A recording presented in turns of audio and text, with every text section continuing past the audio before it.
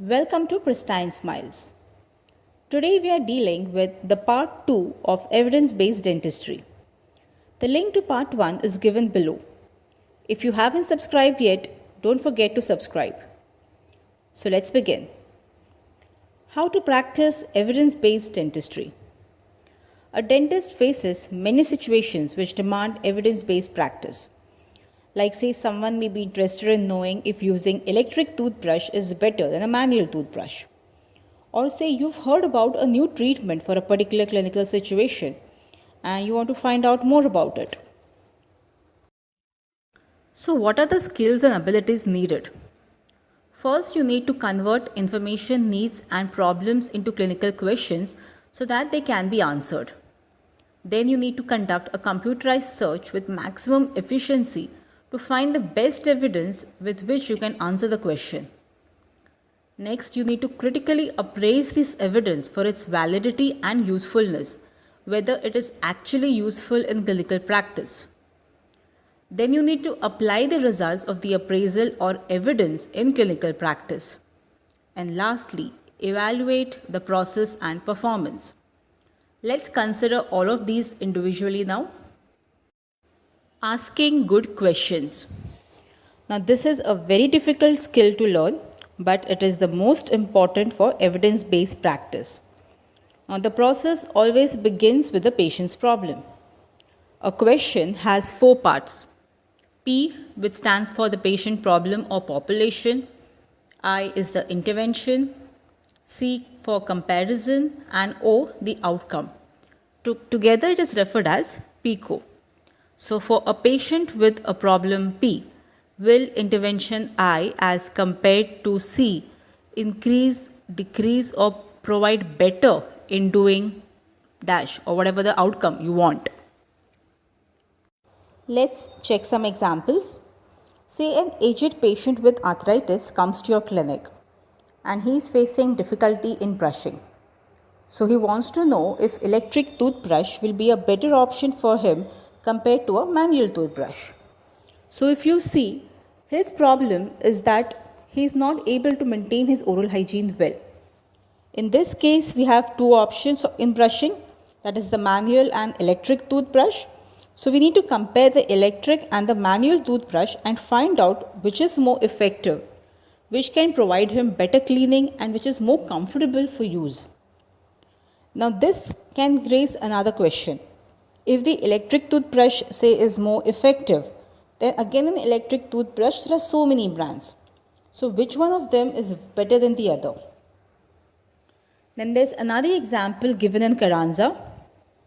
There is a patient with a risk of infective endocarditis and he is allergic to penicillin. He is scheduled for an periodontal scaling and root planing. So we know that since he is allergic to penicillin and also has a risk of infective endocarditis, we need to provide him with antibiotic prophylaxis. Now we know that alternatives to penicillin can be clindamycin and erythromycin, which are the intervention and comparison respectively.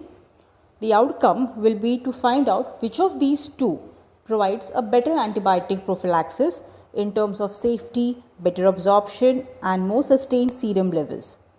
So the question can be structured as, for a patient at risk for infective endocarditis and with penicillin allergy, does clindamycin as compared to erythromycin provide more effective antibiotic prophylaxis in terms of safety, better absorption, and more sustained serum levels? So how does this help us? If you see, because of PICO, we were able to focus on the single most important question and outcome. As we were identifying the main issue, we identified the key terms. Now these key terms will help us in conducting a computerized search. It directs us to clearly identify the problem, results, and outcomes related to specific care provided to that patient. Searching for and acquiring the evidence. Now, what kinds of information will you be searching for? You could be searching about the different ways of diagnosing a disease, the causes, prevention, or the treatment. and we don't usually rely on just one research study. We have to refer all valid research which answers the specific question and synthesize it. Once we combine it all, it helps us identify whether one method is better than the other or not and under what circumstances. The main challenge is when there is just one research available for a particular topic. We need to be cautious when relying on the result of one study because it can be contradicted by another study. You see, research is evolving. So we have two main sources of evidence. One is the primary, which consists of the original research publications. Now these are non-filtered, non-synthesized. Whereas secondary source of evidence consists of systematic reviews, meta-analysis, clinical practice guidelines, and these are synthesized publications of the primary research. Both can be found by conducting a search using the biomedical databases such as Medline, PubMed, Embase, HealthStar, and Cochrane Collaboration Library. PubMed provides access to primary as well as secondary research. It provides access to Medline or NLM, that is the National Library of Medicine's premier bibliographic database. It covers various medical fields such as nursing, dentistry, veterinary sciences, healthcare, preclinical sciences. It has citations and author abstracts from more than 4,800 biomedical journals published in 70 plus countries. The PICO question allows a quicker search of the problem to be conducted. Secondary evidence includes systematic review, meta-analysis, evidence-based article reviews, clinical practice guidelines and protocols. Then we have summaries of systematic reviews and research articles. We have evidence-based journals such as Journal of Evidence-Based Dental Practice and Evidence-Based Dentistry. Now these provide concise summaries of original research articles and of systematic reviews selected from biomedical literature. A 1 to 2 page structured abstract with expert commentary highlighting the most relevant and practical information is generally provided. With a systematic review, a large amount of information can be managed. The Cochrane Collaboration is an international volunteer non-profit organization with 50 specialist review groups in 13 countries, including an oral health group and tobacco addiction group. Here you find peer-reviewed systematic reviews which meet international standards, and these are updated every 2 to 4 years to account for new evidence.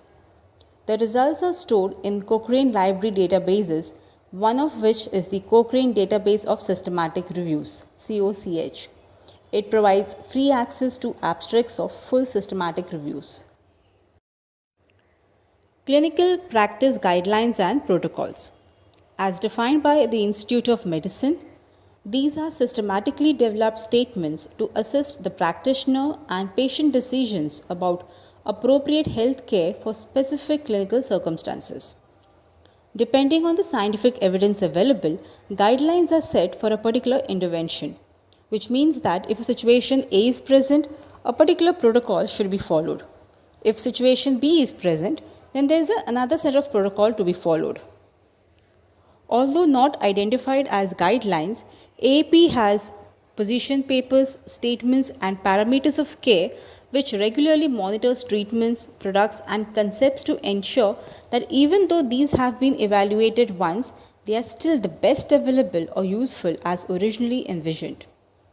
ADA posts information on a broader range of dental topics on their website. We have ADA guidelines, positions, and statements which can be assessed under the section Professional Issues and Research. Now you have opened up the electronic database, punched in your keywords, and you have all the articles relevant to your question. You can add additional keywords and reduce the number of articles found. But sometimes there are some areas which have a lot of research work published. This will produce hundreds of articles, and trust me, no one is actually going to have the time to read it all. In such cases, go for systematic reviews and meta-analysis. These two are considered the gold standard for evidence. Systematic review provides a summary of multiple research studies that have investigated the same specific question. whereas meta-analysis is a statistical process which is used along with systematic review, and it involves combining statistical analysis of several individual studies into one study. When you pool data from all these studies, the sample size and the power usually increases. Systematic reviews and meta-analysis are followed by individual randomized control trials, cohort studies, then we have the case control studies, case reports, then ideas, editorials, opinions, and then we have studies which do not involve the human subjects, like we have the animal research and in vitro research. Each of these studies will be discussed in the subsequent videos. Now, as you go up in the pyramid, the number of studies and correspondingly the amount of available literature decreases, while at the same time their relevance to answering the clinical questions increases. The level of evidence is directly related to the type of question asked. Say if the question deals with therapy or prevention, we have to check for systematic reviews of studies where the particular therapy has been performed on control and test groups and then analyzed. If we are concerned about diagnosis of a disease, we should check for systematic reviews of control trials, wherein you compare the diagnostic test with a reference or a gold standard test. If you are concerned with the etiology, then consider systematic reviews of cohort studies, wherein you compare groups exposed to a particular agent with an unexposed group. And if you are concerned about the prognosis, then consider systematic reviews of inception cohort studies. It follows the progress of a group with a particular disease and compares it with a group without the disease. So now you have collected the data. What next? Next comes the critical appraisal and evaluation of the outcome. This will be covered in part 3. If you like the video, don't forget to like, comment and share. Thank you.